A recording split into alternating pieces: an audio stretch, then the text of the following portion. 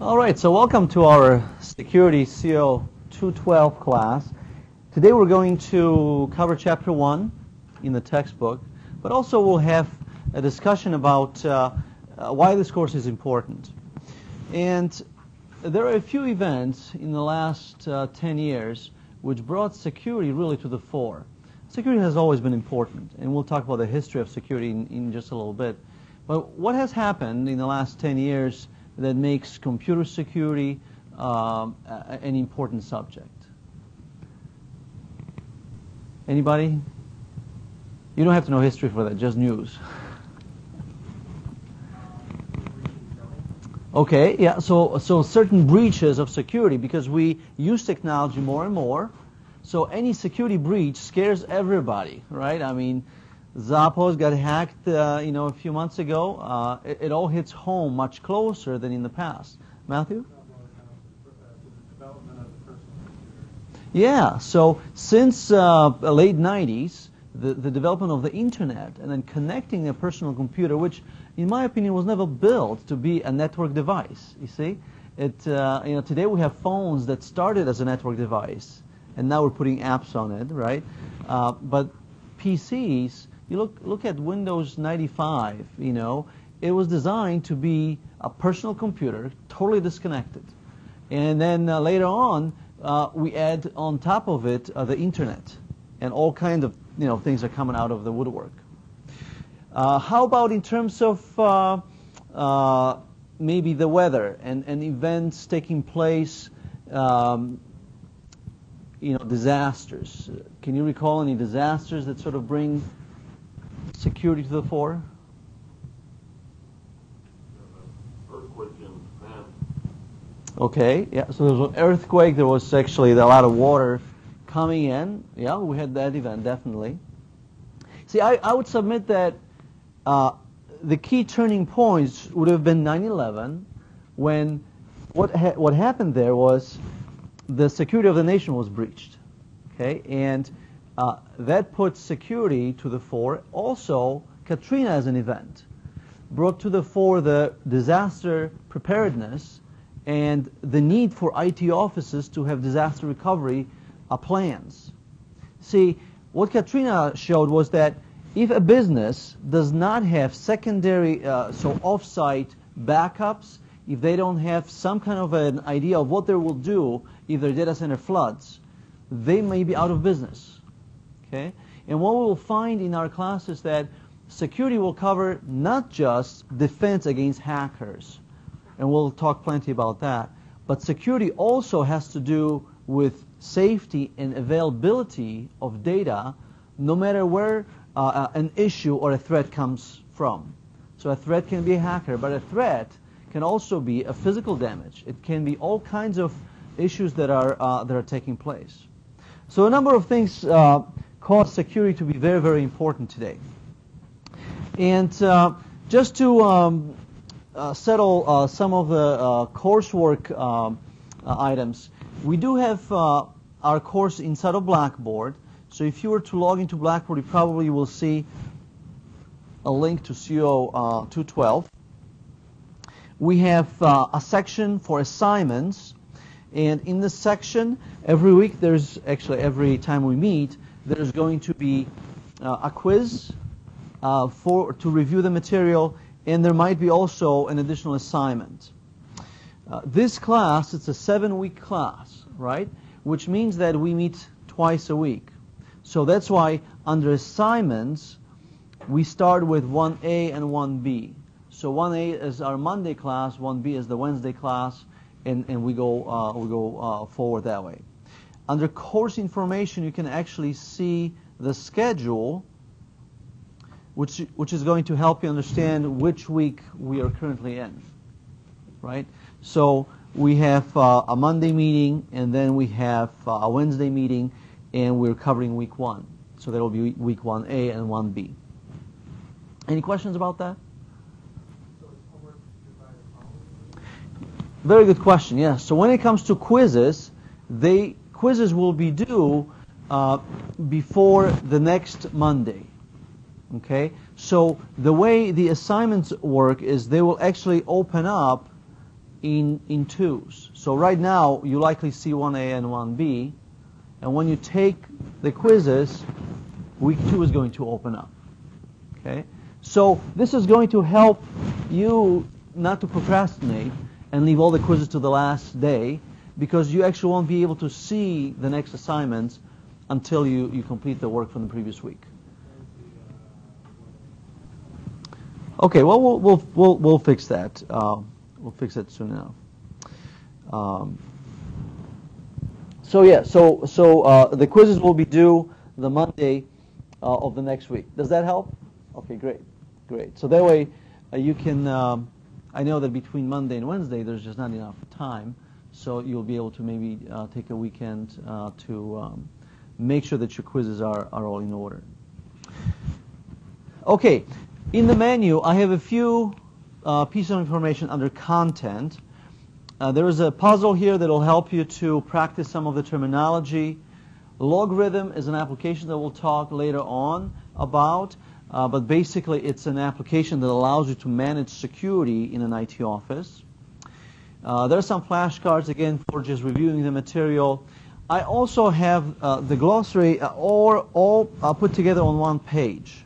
So if there is a word that you're not sure about, you can just do Control F, and this is in the edit mode. You can do the Control F and then find the particular word and the definition, right? So it's a really quick way for you to reference some of the key words.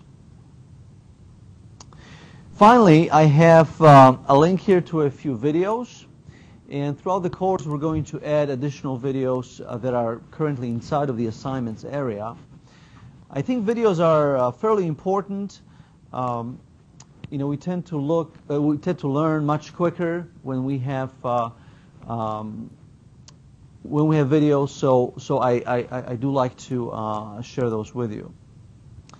Finally, there's a link for communities, and in this link, I encourage you to, at this point, just explore some of these communities.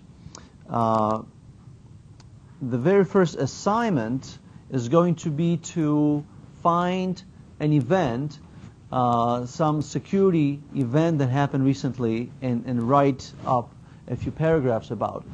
And so you might find some of these links useful as far as finding those events. And these blogs basically provide us with a review of some of the important events in security.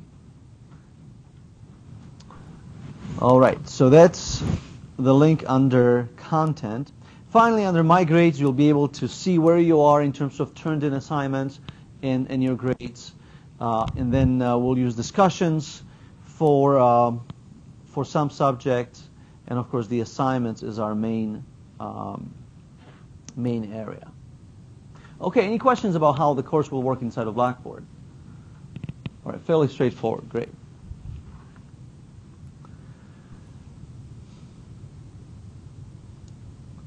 Okay, so with that said, let me log into my presentation tool.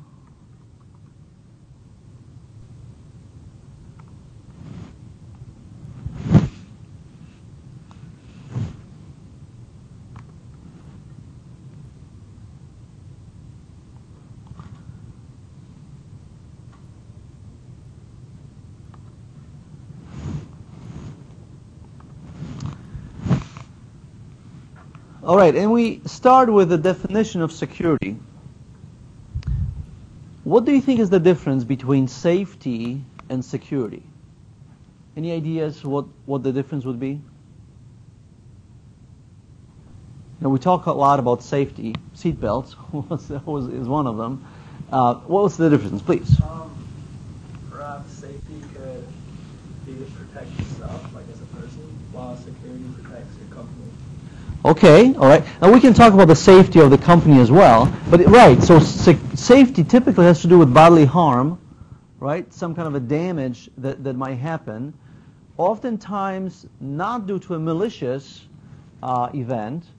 And yes, Matthew. Would safety be more of a field where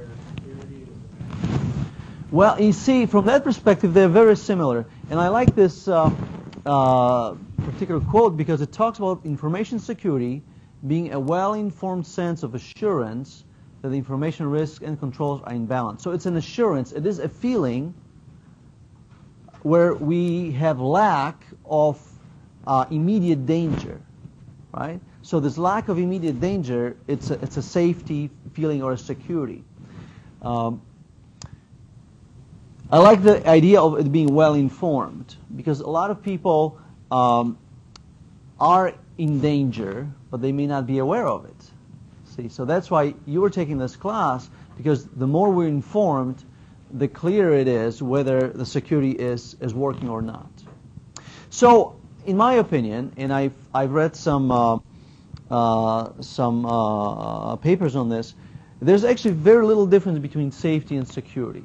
Okay, they're very similar ideas, but safety we will use typically, in construction, in somewhere where you can have a damage happen, typically due to an accident, whereas security is going to be applied, for example, in computer science, where we might be dealing with malicious activity, where we have to set up a perimeter, and where we have to be ready to set up defenses, right? With safety is more of best practices. Wear a helmet or a hard hat, that's safety. Whereas with security, there might be a guard that protects the perimeter of a construction site. But they're actually very similar in nature, and they both talk about a feeling, a well-informed sense that there is lack of immediate danger, that we have done what we can to at least mitigate a possible danger. So here it talks about assurance that risks and controls are in balance. So there are always risks. When you are in a car and you are driving down the road, your wheels can fall off, right? An airplane can crash into you. Some risks are of far less probability than others. And so you take certain safety precautions. You may have locks in the doors for security because someone might want to get in at lower speeds in cities. I know people who will lock their doors just for that reason. So the controls help us to mitigate the risk, whereas the risk itself is going to be inherent to whatever environment we're in. All right. With this definition, let's look at some elements of history of information security. So now we are going to go away from this idea of accidents and just safety in general. Now we want to talk about information security. And information security really starts in most recent history with World War II. Okay, we know that Julius Caesar had to protect messages as they were sent from one general to another, and they would use encryption, right? So there was some elements of security in any civilization.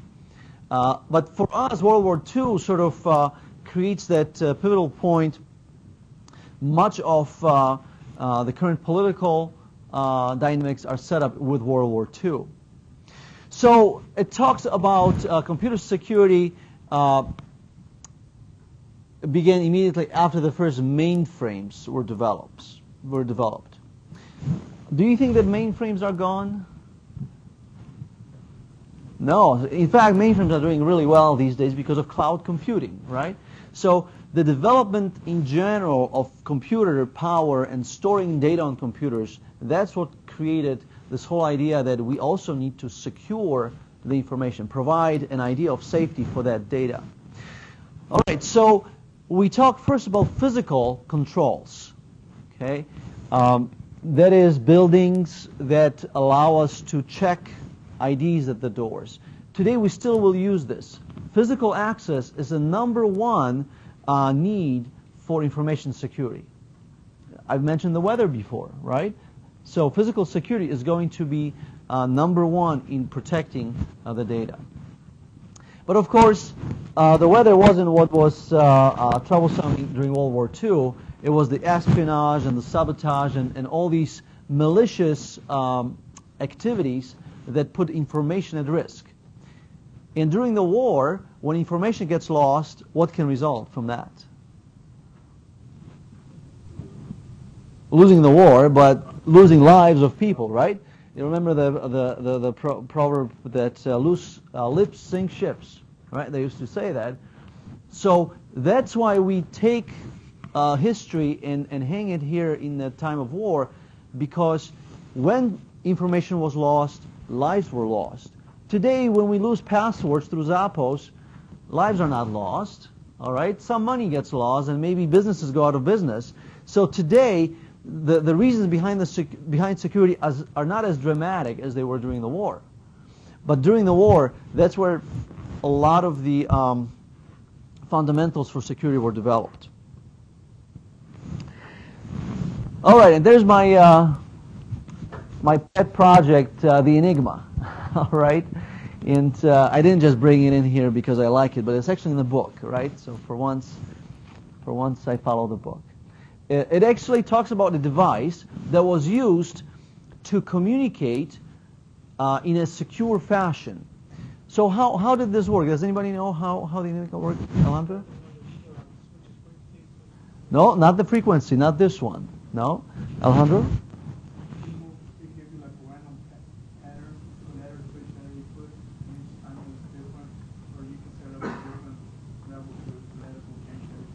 Yeah. So every time you encrypt it was a different letter, yeah.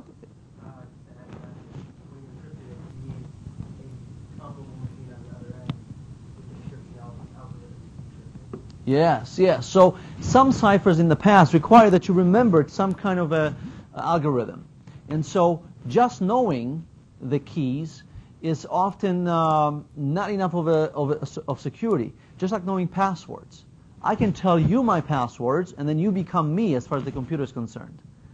But when you require another device that looks just like it, then you have a two-factor authentication, meaning you have to have the device and the knowledge of how to set up whatever the initial codes are.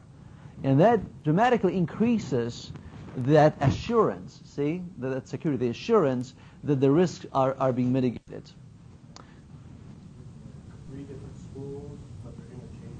Yeah, so the initial designs for Enigma were 3 cylinders.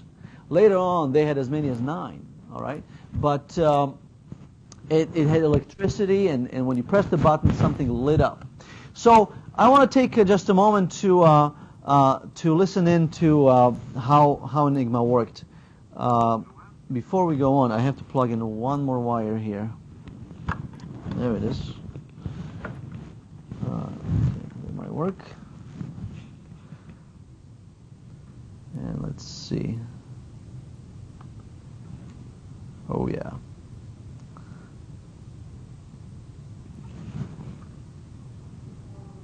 There we go. But the British had decided its secrets, thus shortening the war by 3 years. When, on the 8th of May 1945, the British war leaders celebrated victory in Europe, the cheering crowds knew nothing of the vital part the code breaking played.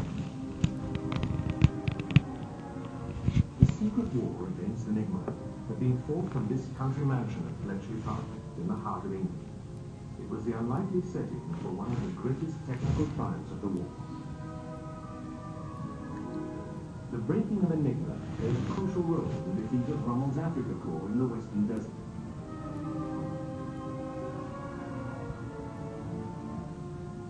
In the longest campaign of the war, the Battle of the Atlantic, the work of the code breakers meant the difference between victory and defeat. It helped to lay the foundations for victory in the Allied reconquest of Northwest Europe, which followed the D-Day landings. Bletchley Park was the home of the war's greatest secret, part of the hidden history of the conflict not revealed until nearly 30 years after the German surrender. When Britain's former German opponents discovered that their most secret messages and orders had been read by the British and their American allies on a daily basis, they were struck dumb with astonishment. Nowhere was the code breaker's contribution more keenly felt than in the war against the German Navy's U-boat wolfpacks in the Battle of the Atlantic. The U-boats had the power to starve the British people into defeat. As Britain's wartime Prime Minister, Winston Churchill, later wrote, "The only thing that ever frightened me during the war was the U-boat battle. Without the breaking of Enigma, the Battle of the Atlantic and the war might have been lost."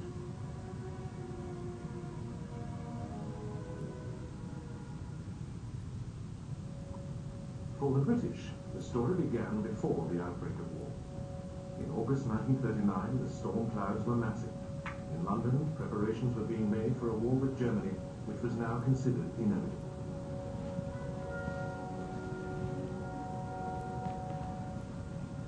On the 16th of August, as young men answered the military call, two officers arrived at London's Victoria Station. The first was Commander Wilfred Dunderville of British intelligence in Paris. Dunderville was acting as a minder for his travelling companion, the head of the Code and Cipher Department of French intelligence. Captain Gustave Bertrand had brought with him a nondescript-looking case, which he handed over to a man in a dinner jacket, which sported the red ribbon of the Légion d'honneur. This was Colonel Stuart Menzies, the Deputy Chief of Britain's Secret Intelligence Service, or SIS. The case contained a replica of Germany's top-secret Schlüsselmaschine E, or Cipher Machine E, better known as Enigma.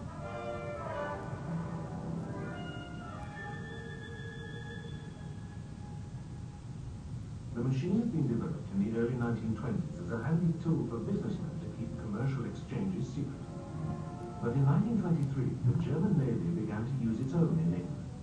By the mid-1930s, Enigma had become standard equipment for all Germany's armed services and intelligence departments. Eventually, over 100,000 Enigma machines were made.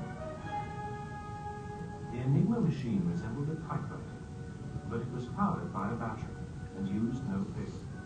Its encoded messages were transmitted in Morse code, to be decoded on a second Enigma machine at the receiving end.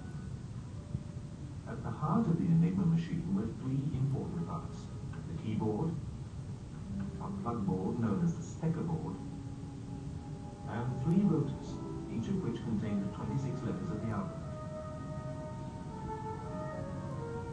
When the operator depressed a key, it sent an electric pulse racing through the innards of the Enigma machine.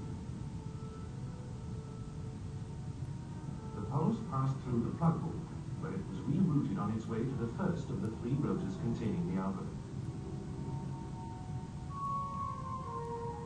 It was on these rotors that the operator made the settings for the Enigma machine. At the height of the war, they were changed as frequently as every 8 hours.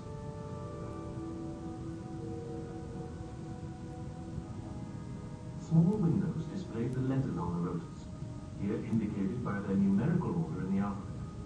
Each time the operator depressed a key, the right-hand rotor moved forward by one letter, then the center rotor, and finally the left-hand rotor. The pulse passed from right to left through the wires in each of the three rotors. It was then bounced back by a reflector from left to right.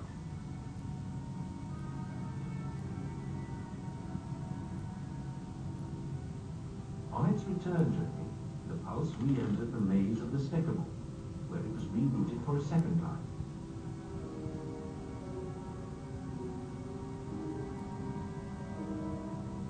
Its final destination was a light board over the keys, which lit up with the transposed letter.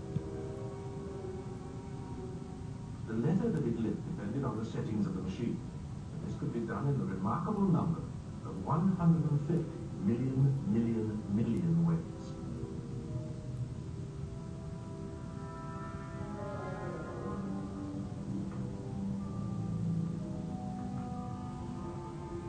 The encoded message was then transmitted in Morse, to be decoded by the receiving Enigma machine, which had been set to the same daily key.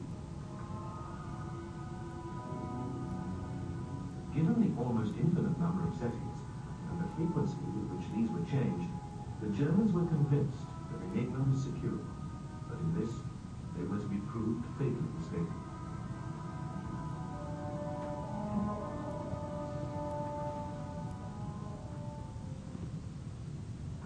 After Germany's defeat in 1918, the Treaty of Versailles aimed to ensure that German military power would never again threaten peace. West bank of the Rhine and the coal fields of the Saar were occupied by Allied troops.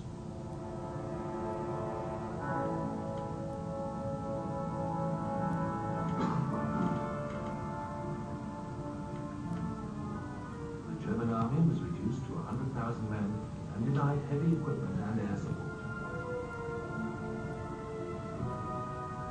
Nevertheless, rearmament got underway in the 1920s, secretly at first, under the guiding hand of General von Siecke. And the German Navy began to develop the Enigma machine for secret military purposes.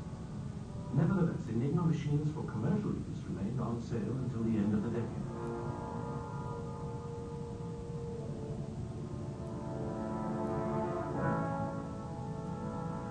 The pace of German rearmament quickened with the coming to power in 1933 of Adolf Hitler. The fast, mobile tactics taking shape in the German army would depend on the rapid and seemingly secure communications offered by the Enigma machine.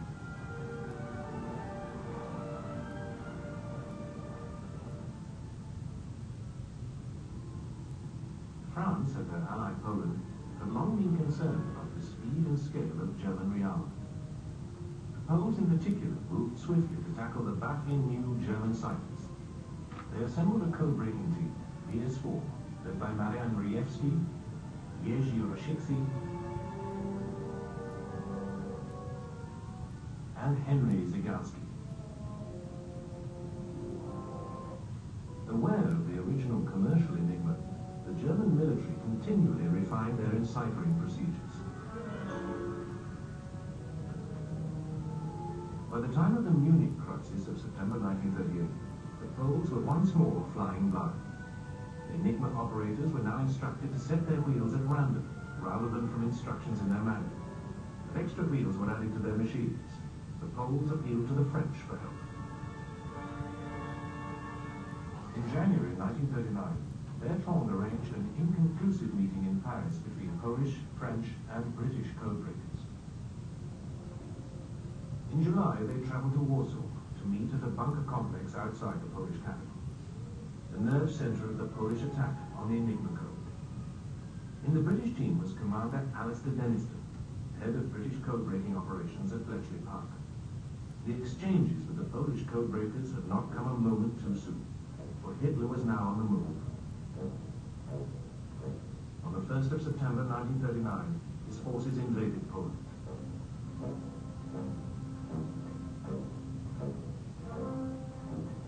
The Polish campaign lasted barely a month.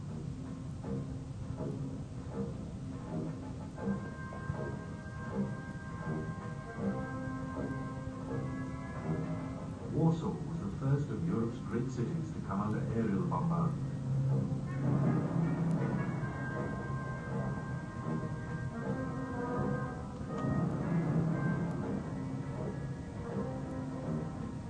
By the time the victorious Germans marched through the streets of Warsaw, the Polish codebreakers had destroyed their work and fled. Some of them were captured and subjected to torture. None of them revealed that they had cracked the Enigma code.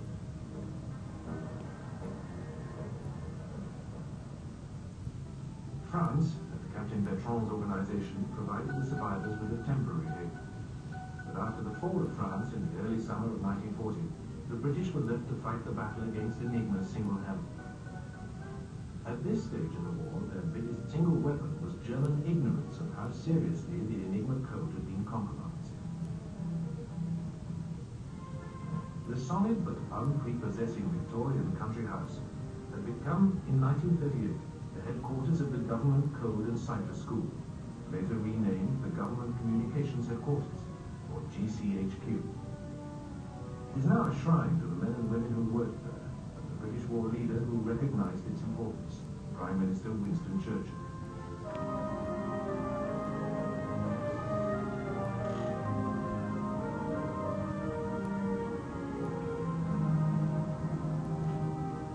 Bletchley Park had launched its radio eavesdropping and code-breaking career in the late summer of 1938, when a radio room, codenamed Station X, was installed in one of its towers. The radio's aerial was slung between the rooftop and a cedar tree, which still stands in front of the house. From these modest beginnings, the code inside the school was to overrun the grounds in a sprawling, hut-and concrete encampment. This eventually employed some 10,000 personnel, working round the clock in 3 shifts.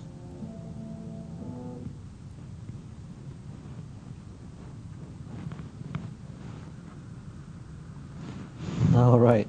So, based on this,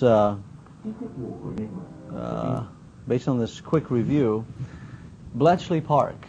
Did you catch what that was? What was that? Bletchley Park. Okay, yeah. So it's a British installation. So it's in Great Britain, where they had about 10,000 code breakers working in 3 shifts, trying to continually crack the changes that were taking place in the Enigma. Okay, and if you have a moment and you have access to iTunes, there is iTunes U section of it, and go ahead and check out. Just search for security. You'll find some of the British universities posting discussions on what happened in Bletchley Park and how they came about, some information on how to crack Enigma. iTunes U has a lot of interesting materials. So basically, sometimes there are lectures, sometimes there are just guest speakers about security. So it's a nice way to just broaden your learning in this area. So it basically started in Poland because that was the country that was immediately the first country at the greatest risk from Hitler's forces. So there's again where risk and security go hand in hand. The higher the risk, the more assurances we need to feel secure. And so that's why the Enigma was first cracked there. But that's what we mean by beginning of modern information security. It's basically the time when lives and security were equal. And that's why a lot of the best practices and the whole idea that sometimes staying quiet and not saying what you know, okay, is as important as the work to secure something. See, because if people shared right away in 1939, right, start of the war, if the Polish code breakers shared that they actually did break the Enigma code, you see, this would have been a flag for the Nazis to change completely how they do things. So sometimes staying quiet and keeping confidentiality is as important as actually doing some code breaking or moving forward. But now let's move forward to the 60s, and here is where we have some very important developments. The DARPA project, the Defense, or otherwise renamed later to ARPA, the Advanced Research Project Agency, started to work on the idea of connecting multiple important installations through a network that did not require wireless communication. Now, why in the 60s were people worried about wireless communication not working? How could you stop wireless communication from working? What's that? Okay, jam the signal. How do you jam a wireless signal like over the entire country? Well, so think about the historical background in the 60s, okay? What were some of the things that people worried in the 60s about? What were some of the risks that they started to recognize? Yeah. Okay, so Cold War, right? And what were they afraid of? Yeah.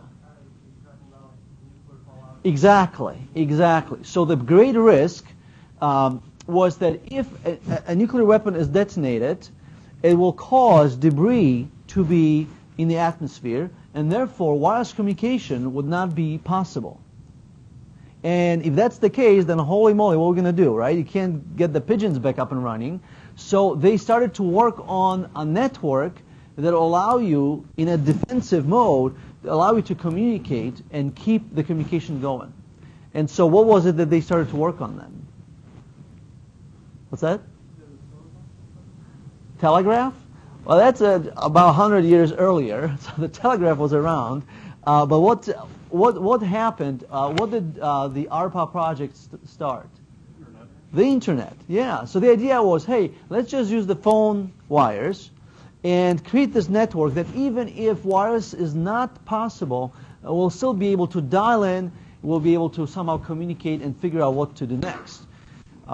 And so this, of course, was DARPA. It's a military. You can see the link to their website right here. Right? It's a military project. There was another reason why the internet was developed, security-wise. So the nuclear threat was one of them, and of course the Bay of Pigs and all that was a part of it. What was the second reason why people felt like the assurances for safety are not there?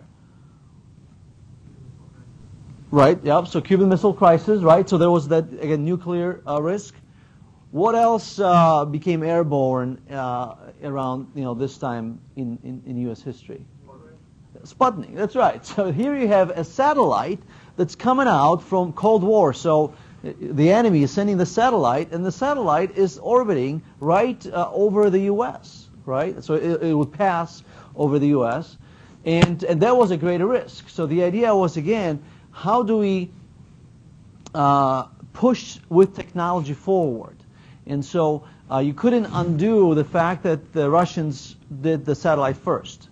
I mean, in many of the technology groups, at that point in time, the great technology groups involved building rockets. So they still had actually the Nazis that they were able to recover from the original. Or what were they called? The Nazis were working on the A4 rocket. Anyway, there was a rocket in Peenemünde that they were shooting into London, and they developed. Basically, they were able to shoot rockets from Germany over the Channel to London without having the planes to fly to carry them. And that science of building rockets was then borrowed both by Russians and by U.S. to start the entire race for Star Wars, right? I mean, basically, people wanted to occupy, the upper levels of the atmosphere so that they would have, resources in order to spy, in order to communicate and dominate. Right. So, because Sputnik went up first, there was a pressure on the U.S. technology groups to do something next, to push technology forward, and that's again another push for the internet, and why that actually was the internet was very successful. And so here we have the ARPA program plan in 1968. All right, very important dates. The idea was to develop networking and resources for sharing. Okay, so that takes us to a little bit more modern times in terms of the 70s and 80s, where not only do we see the Cold War working, but there's hardware that gets developed that's very useful, and that's the microprocessor. Specifically, we have now this operating called Multics, which is built with security in mind. Later on, UNIX comes to life, and UNIX at that point is not meant to be a network operating system. It's meant to be more of a word processing system, all right? But that's now the beginnings of the modern operating systems. But there's again where security was one of the important elements. So late 1970s, microprocessor expanded computing capabilities and security threats. Because as we build this technology, microprocessors, there is a possibility then of sharing, processing information very, very quickly. Whereas it took 10,000 code breakers to break Enigma, now you might need just a few computers to do that. See, so new risks come to light because of the hardware developments in the 70s and 80s. So, information security begins here with RAND report R609. Now, if you have a moment and you can read some articles on this report, it basically sets the foundation for what security means for information. That there needs to be limiting of access, even though access is one of the objectives. So security always will include access as the objective. Yes? Well, one of the links that I shared earlier, if we look at this, let's see. That is a very modern example, yes. So this link here under, no, not these ones. This one right here, this blog,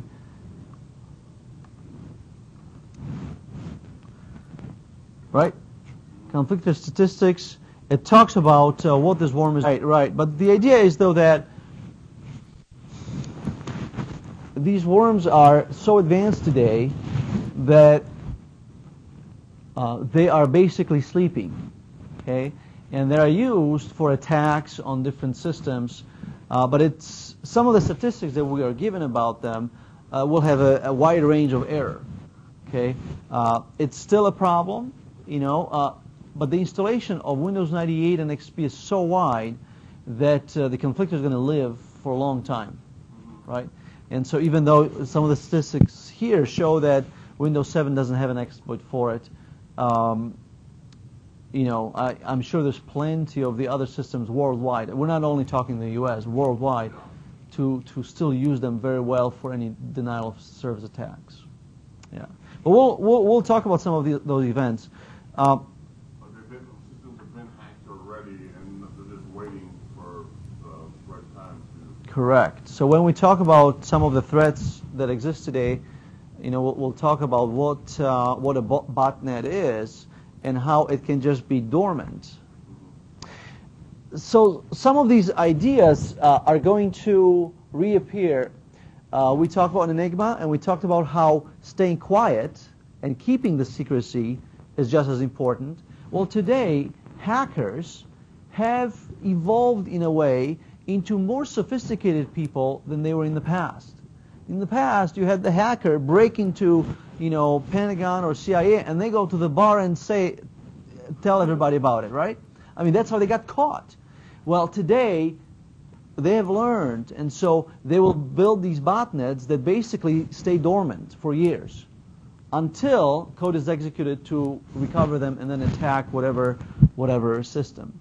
So we are in a different place today than some of the issues that we'll discuss. And the hackers are a different group of people today as well. All right, so we're talking about the safety of the data, limiting unauthorized access, involvement of personnel from multiple levels of an organization. That's what the report brought out.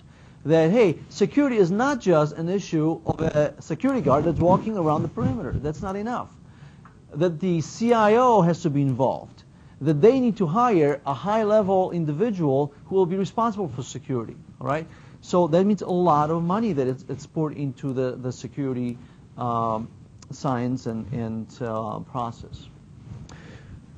So that brings about, after we have this small processor, we can have operating systems that are somehow available to businesses. Right? This is still not affordable at this point in time for individuals. This is not the personal computer. These are mainframes that are available only to well-off businesses. And Multics is going to be a very important turning point because it introduces the idea of an operating system. Because from now on, many of the security issues are going to be at the operating system level, right? You're not hacking into Microsoft Word. All you have to do is hack into Windows to get all the documents out, right? And so that's why the idea of an operating system here is going to be key. And at this point in time, UNIX is just for text processing, see? And if some of these systems like UNIX were developed at the beginning to be network operating systems, perhaps security would be applied a little bit differently. And we can talk about problems in Windows in terms of security, but Unix itself has some inherent issues. I mean, not too long ago, probably maybe 10 to 15 years ago, the password file in Unix was clear text, right? The passwords themselves were clear text too, until this whole shadow package came along. Also, in Unix, you had the root user, and you still do, that has total access to the operating system. And by today's standards, that's not right, because administrators have to have certain controls set on their accounts as well. Oracle, which is a great database, basically allows you to have the DBA, so database administrator. He can have access to the file system, to the files, to the performance settings, but he cannot see the data. See? So new requirements that we understand today, because the 70% of attacks that take place today on data are not by external hackers.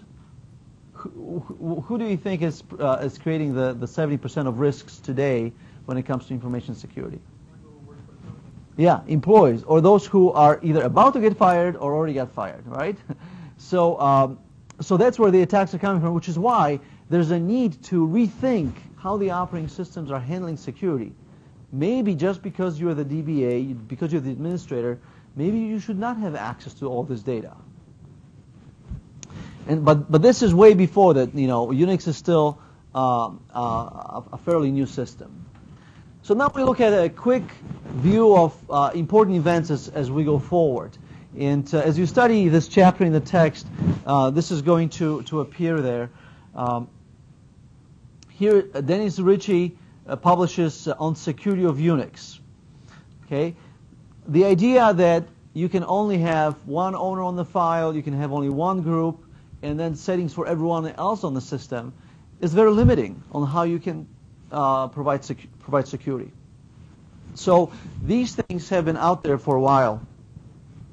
And of course, the operating systems are not changing as fast as they need to be changing, which is why today, for example, in Unix or in Linux, you have new solutions, something called SE Linux, which is actually a bolt-on to security because of some of the inherent issues that are inside of Unix. SE Linux is something that plugs in right into the kernel and provides a context for your actions. So when you are the root user, but you log in through SSH, you don't have the same rights as the root user who logs in at the console. But those are bolt-ons, you see. We see that security requires development of the operating systems faster than what it originally was, how it was happening.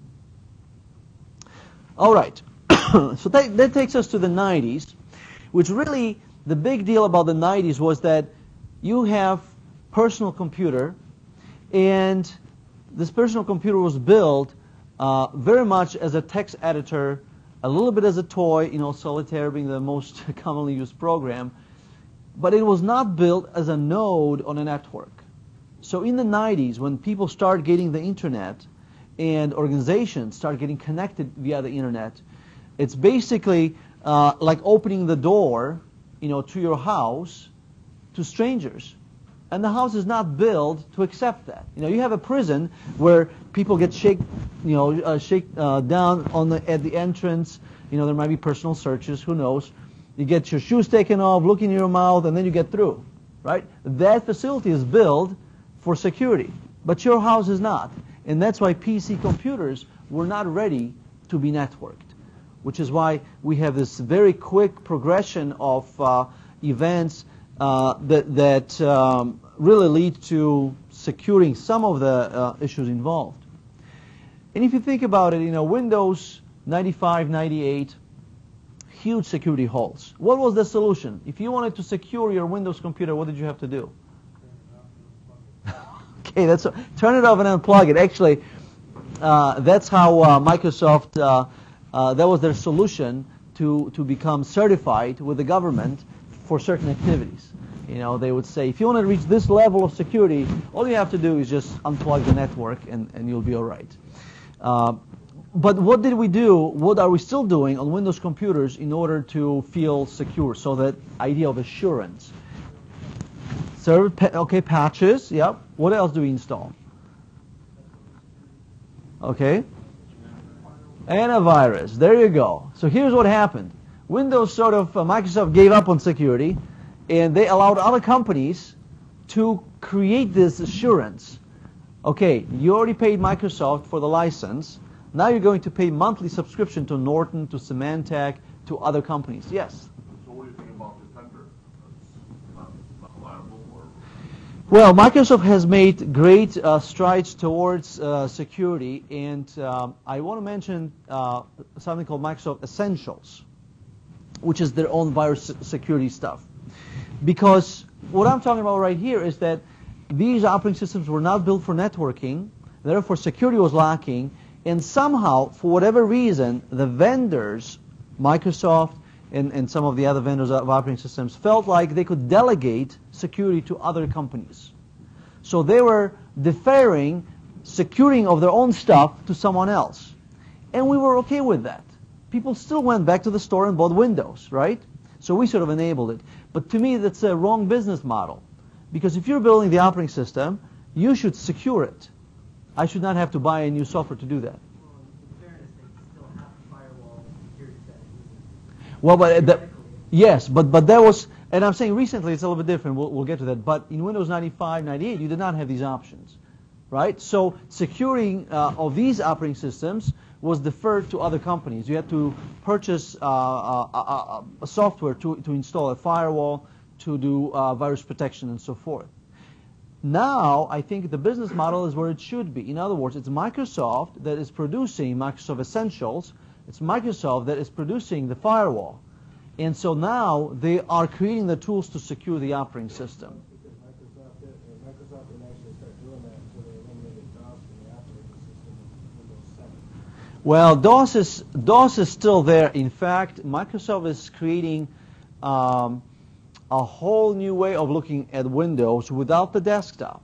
If you've worked with Windows as a 2008 server, it allows you PowerShell, and that's all command line, and you actually eliminate the desktop. It's like UNIX, only it's Windows, right? So I don't know that it was just DOS, but the point is that today we actually have these network nodes that are built to be network nodes. Whereas in the past, we had all these security issues introduced. In the early internet deployment, security was treated as a low priority, right? That's what we're talking about. We're saying Microsoft was able to just defer it to other companies. What's that? Well, we as customers did not ask for security, so they are there to... They just throw it out there, and as long as it runs when you turn on your computer, it's good. Hey, we'll fix it tomorrow. Right. Go ahead.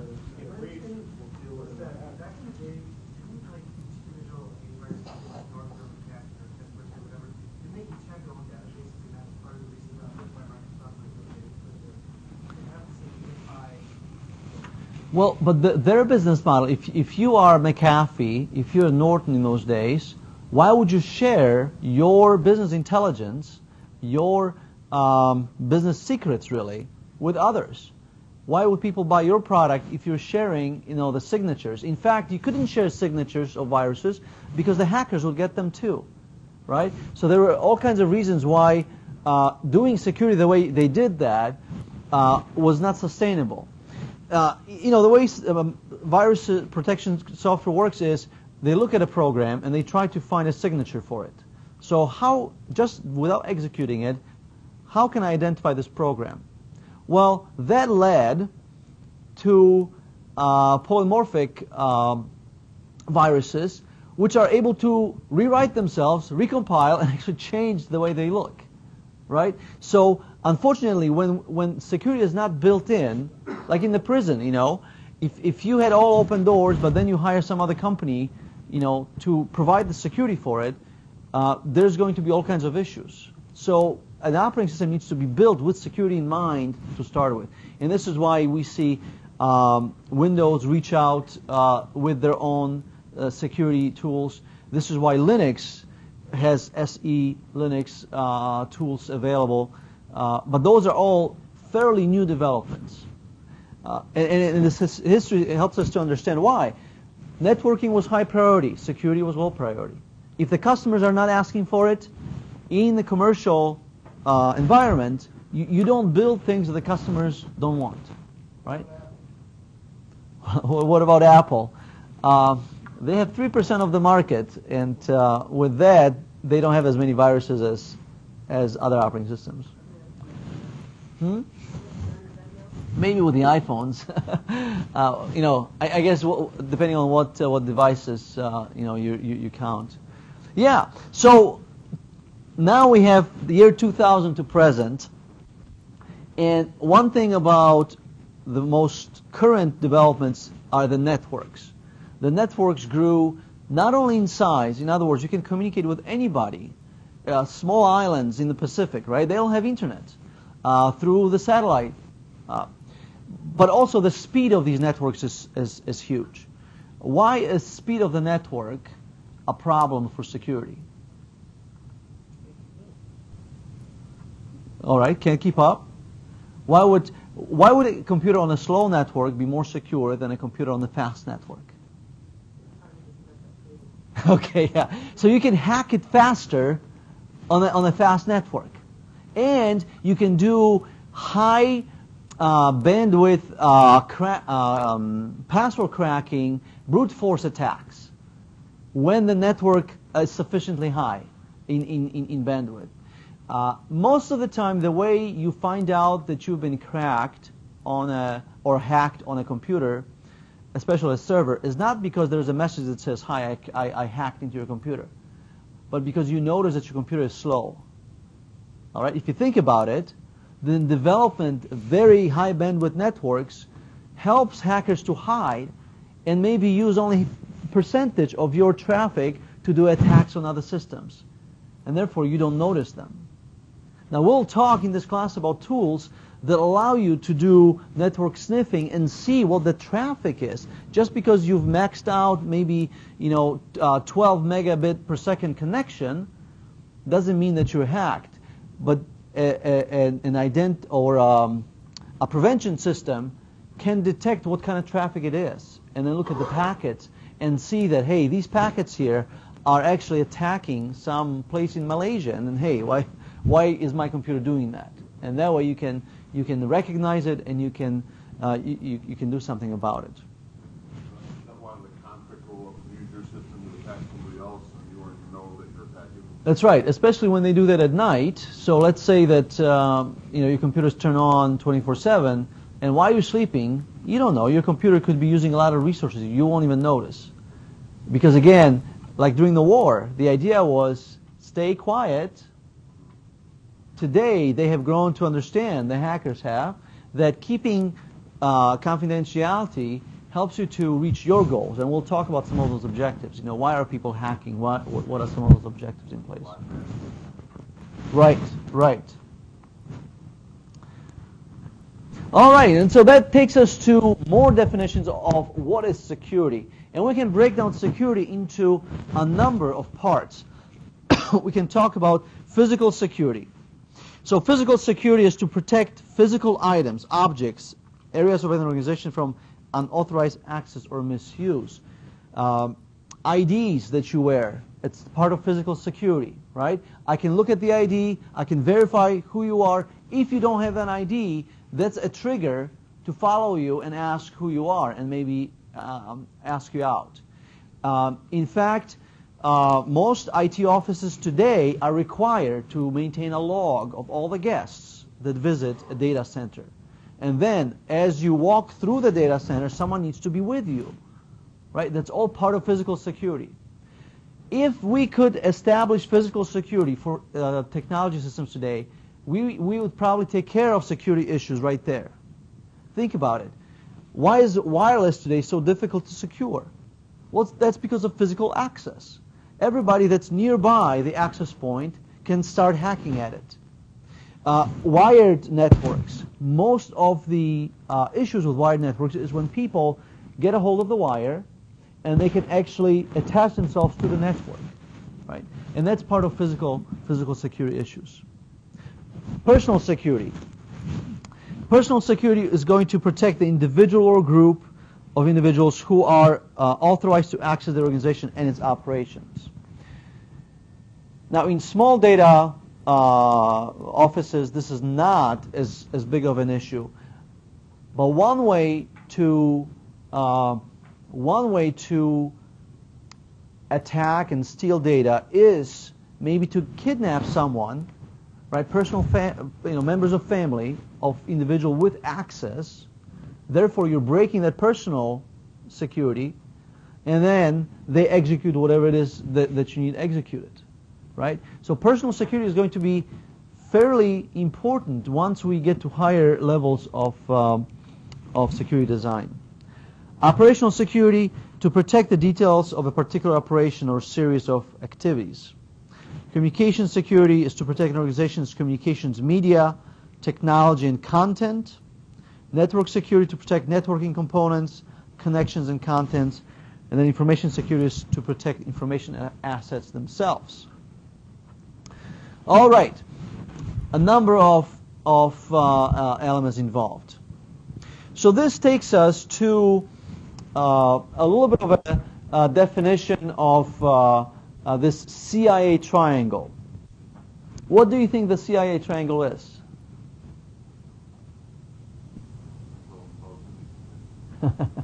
You wish. That's what it looks like. Okay. What's that? There you go. There you go. So it looks pretty scary, right? Looks like a well-known security organization. But no, in fact, the triangle is this right here. It's all about data being inside, but there's confidentiality, integrity, and availability of it. So availability means that whatever we do from security side, one of the goals is for the data to actually be available. If you have Katrina hit and the data center floods and the backups are gone and the building next door is also gone, then our assurances for this data to be available have failed. Therefore, the physical security is all part of the design that we need to create. And of course, these are all connected. The data needs to have integrity, which means that if you're protecting a dog, okay, let's say that you're hired by some important person to protect their dog, okay, as you're securing that dog, you can't kill the dog, right? One of our objectives is going to be the integrity of the system that we're protecting. Maybe you have you're managing a network, and you have data packets floating by. You need to make sure that the data itself is preserved. It has integrity to it, because if you're setting security systems in place that cause this data to be destroyed, then you're not accomplishing one of the objectives that security would have. And confidentiality, of course, is part of keeping the data secured or unavailable from people that do not have access or should not have access to it. And now we're going to have a quick explanation again of this triangle. I really want to sell the GRCC network availability as a security issue. I think that would work nicely. Historically, information security, or InfoSec, has been called a number of different things, such as data security, information technology security, or IT security, information assurance, and computer security. Keep in mind that regardless of the definition, the information that is stored on the computers is almost always worth more than the computers that it runs on. Even though these terms have commonly been used interchangeably, they are inextricably linked, and the characteristics of information that must be protected remain the same. They are confidentiality, integrity, and availability. These three are commonly called the CIA triangle, and it is probably the most recognized acronym in the security industry. This triad applies whether data is in storage, processing, or transit. All right, very good. Confidentiality ensures that only authorized parties with sufficient privileges may view the information. The tool most commonly used to achieve confidentiality is encryption. Integrity ensures that the data stored on devices is correct and no unauthorized persons or malicious software has altered data. It is probably more critical than either confidentiality or availability. Measures to protect integrity include error checking methods such as checksums and file hashing. Availability is pretty straightforward. It means that network resources are readily available to authorized users. Although a secure computer must restrict access accounts by unauthorized users, it still must allow immediate access to authorized users. For instance, a banking customer should be able to check their balance or withdraw their funds in a timely manner. This lesson is an excerpt from our Computer Network Security Basics online course. All right, very good. So this helps us to see how that CIA triangle is a basic explanation of what our goals are in security. That we are walking a fine line between protecting something, making sure that it is well constructed when it arrives, and that it's yet available to those who need to see it.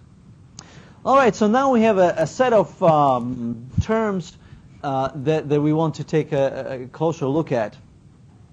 So some of the new terms here, maybe the exploit. What will be an exploit? Can anybody give us a definition of what an exploit might be? Finding a hole in somebody's programming Yeah. So finding a hole, meaning that it is a way to take advantage of something, right? And exploits, obviously exploitation is something that can be done in not just information security, but when you're using something that someone missed, maybe a programmer has made an error, or this particular function does not check for input. Okay, it creates exploits, or there's a buffer overflow. Does anybody know what a buffer overflow is? All right. Well, we'll talk about that in the future. Look it up if you can until then. But buffer overflows are going to be also causes of often of exploits. Let's see.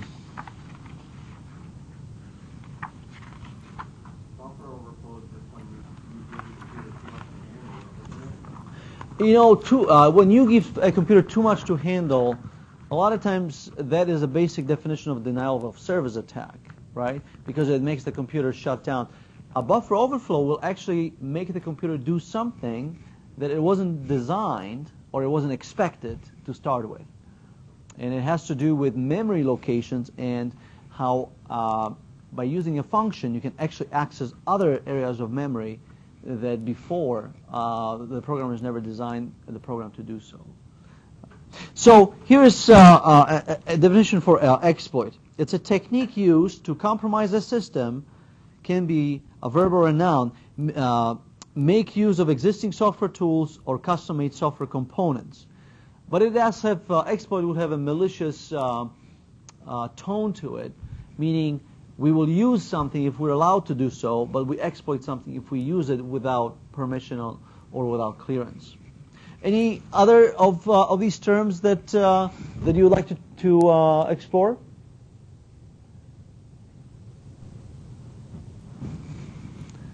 How about the difference between a threat and a threat agent? The threat agent would be like the person that's doing it. The threat is like what he's doing. Okay, yeah. So the threat agent versus the threat itself. Let me give you this as an example. A threat agent is the facilitator of an attack, whereas a threat is a category of objects, persons, or other entities that represents a potential danger to an asset. Threats are always present. Some threats manifest themselves in accidental occurrences, and others are purposeful. Fire is a threat. However, a fire that has begun in a building is an attack. If an arsonist set the fire, then the arsonist is the threat agent. If an accidental electrical short started the fire, the short is the threat agent. Right? So there's a little bit of an overview. Now, how about vulnerability? What would that be? What's vulnerability in information security? Weakness, yeah. Yeah, so a weakness would be good. So it's oftentimes unknown possible exploit, right? So there might be a set of vulnerabilities on the system, and you might be surprised, but most operating systems have many vulnerabilities. What's that? Well, vulnerability, typically by the time we talk about it, it's a known area. Although vulnerabilities are found, and then there is an ethical responsibility of whoever is finding those to report them to the vendor. And then there's a period of time that a programmer or a white hat hacker would allow the vendor to fix the vulnerability before publishing it to the public, right? So this brings about this idea of hackers, and the fact that we have hacking goes back to telephone lines and making phone long-distance calls without paying for them. You had these blue boxes that people built that would create the right tones to create the connection for you, and you wouldn't have to pay for the phone connection. But hacking then developed into information security activities. They were either illegal, they possibly were malicious. Sometimes they were just explorations, right? And hacking basically has a negative connotation to it. And today we sort of distinguish between white hat hackers, who are people who are asked to do something, people who are hacking and not revealing the information to others, but they are hacking and providing information on how to secure systems to the owners of those systems, right? So those are white hat hackers, and black hat hackers are just the normal hackers that we had before. And then there's this idea of a cracker. What's a cracker in information security? Someone trying to do malicious things, purposely destroy a program. Yeah, so whereas a hacker will likely get in and explore and maybe take a bow for what he has done, a cracker usually is going to try to destroy information or deface a system. Basically, a lot of times it's a brute force attack in sort of plowing through the system to destroy it. Okay.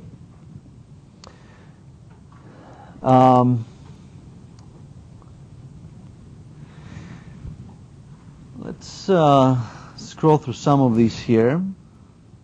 I think these are fairly straightforward. This takes us to a little explanation of information itself. So before we can talk about protecting information, right, information security is to protect it, we need to know about information. And I think that's why security is such a great field to be in, because it requires not just knowing one discipline, but to be a security professional, you have to know a number of things about networking, about operating systems, about even social engineering and social interaction. So security requires that you have foundations in a little bit of database administration, a little bit of network administration, so that you can know what it is that you're protecting, right?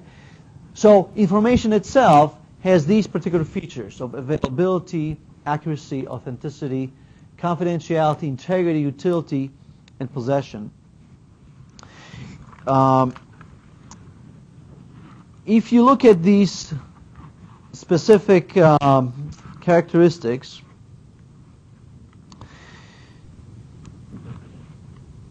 it brings back to mind the triangle, right, where the data is in the middle, and we have availability, we have confidentiality, and integrity, right? So those three are going to repeat. The information itself, you see, can be not accurate, but that is for people to determine most of the time. But it is a feature of the information. Now, we know today that inaccurate information can cause major issues. I mean, look at this whole failure of some of the intelligence agencies to inform the U.S. government about the weapons of mass destruction and such, right? Information that's not accurate, however protected, however delivered securely, is not what we want to really see happen, because of accuracy being a very important part of it. Now, what is authenticity? What's information authenticity? Okay, so some assurance that it is what it claims to be. Yeah. Yeah, so driver signing is one way of making sure that what are you installing has certain level of confidence who wrote it. Yeah. Any other ideas of what this information authenticity might be?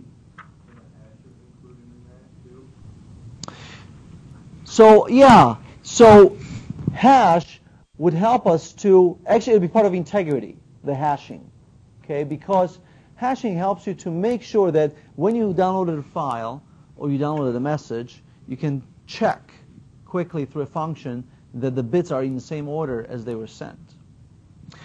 So here's what we know about authenticity. It's a quality or state of being genuine, original, rather than the reproduction or fabrication. Information is authentic when it is in the same state in which it was created, placed, stored, or transferred. Consider for a moment some common assumptions about an email. When you receive email, you assume that a specific individual or group created and transmitted the email. You assume you know the origin of the email. This is not always the case, and then spoofing would be one way to deliver an email and just change the header in the from section so that you look like someone else. All right? So authenticity is a big part of IT today. Look at SSL certificates, right? The whole process of signing SSL certificates is to make sure that when I connect to your website, I have a level of assurance, okay, that you are who you say you are. So authenticity. Then utility is really a straightforward property that helps us to understand the purpose of the information and actually be able to consume that information. That's utility. And possession of information is the quality or state of ownership or control. Information is said to be in one's possession if one obtains it independent of format or other characteristics. Okay, so it's important for us to know what information is before we can protect it. Okay, that's the bottom line. Just knowing some elements of information security may not be enough because we might lose some of the characteristics. All right, and so this takes us to the CNSS security model. Now, does anybody know what CNSS stands for? If you have Google in front of you, all you have to do, in fact it works for any of the technical terms, you put the word definition first, and then what it is that you would like to define, and Google is going to be fairly efficient with showing you what that is. So what is CNSS? Excellent. So Committee on National Security Systems. And previously, they had a little bit longer name, okay, and an acronym. But now it's CNSS. And the idea is that they do high-level concept design on what it means to have information security. See the cubes there where you have confidentiality, integrity, availability, storage, processing, transmission, policy, education, and technology. It shows you the different phases of security. You see, educating your teammates, your employees on security, or maybe your family members, right? Educating your family members on security, security of storage, of processing and transmission, may be key to reaching that level of assurance. And the level of assurance is what security actually is. So throughout this course, we're going to talk about different sides of this cube and different combinations. So you can have integrity of storage. You can have integrity of the transmission, right? All of those are going to be part of the security model. Okay, and so this takes us to what I just said a moment ago, that to be a professional in security, you have to have broad basis in information technology itself. You need to know about networks. You need to know about data, about hardware, about software. You need to know a little bit about people, which is why later on we'll talk about how this is not just a science that has to do with technology, but it's a little bit of a social science, which means that we have to understand why a person would give their password over the phone to someone that calls them, right? And all you do is just say, hey, I'm from the help desk. How you doing? We're testing and helping users to have very secure passwords. Here's some of the rules for a secure password. And you talk to them long enough until they tell you what their password is so that you can evaluate it, right?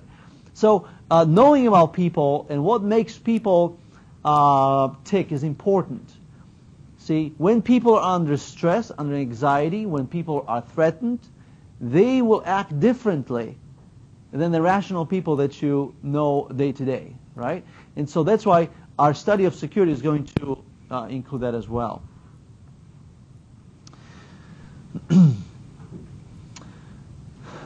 Okay. So these are all parts of security. All right, at this point what I'd like to do is let's take about 5 minutes of break, and then we're going to come back to our discussion afterwards. Okay, so if you need to stretch your legs or validate if the plumbing is working correctly at the school, go ahead and do that. It's not. No.